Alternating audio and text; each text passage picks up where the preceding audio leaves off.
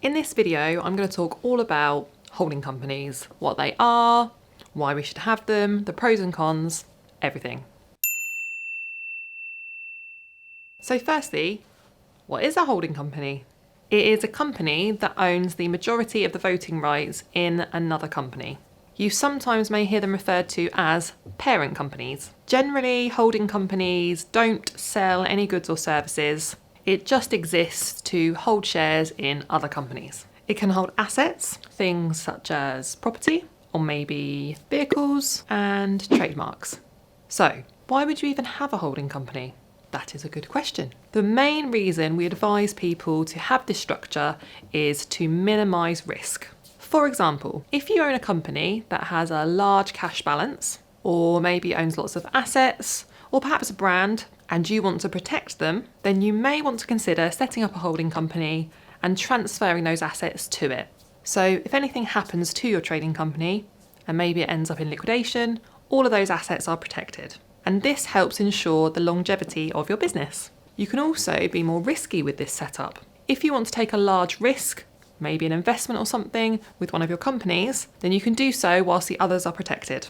You can also make use of something called group loss relief. If there are multiple trading companies within the group and one of them makes a loss, you can offset that loss against profits made in another company. So this kind of sounds too good to be true. So what are the downsides? Well, firstly, the cost of setting up the holding company and the structure. This needs to be taken into account, along with the fact that you've got additional admin and accounts for multiple different companies to worry about. So from a compliance perspective, there is more work involved, which is going to mean more cost. So assuming it's still worthwhile for you to do this, how do we do it? Let's use a little picture to help explain this. So imagine Mrs. Smooth owns 100% of the shares in Grump Nugget Limited. Let's just say Grump Nugget Limited sells merch.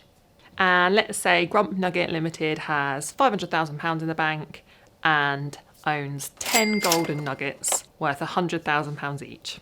Golden nuggets, they taste. Bear with me. Now, Mrs. Smooth has got an amazing accountant who suggests setting up a holding company and transferring the cash and the nugs to that holding company. So, amazing accountant, what do? Well, firstly, we set up the new holding company, Grump Nugget Holdings Limited. Then we apply to HMRC for clearance on what we call a share-for-share exchange. And the best thing about this is it's tax-free.